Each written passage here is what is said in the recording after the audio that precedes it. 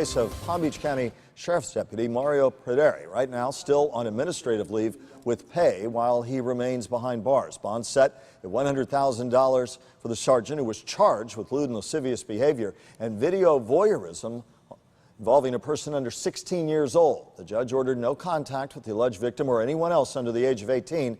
That deputy also has had to surrender all of his weapons.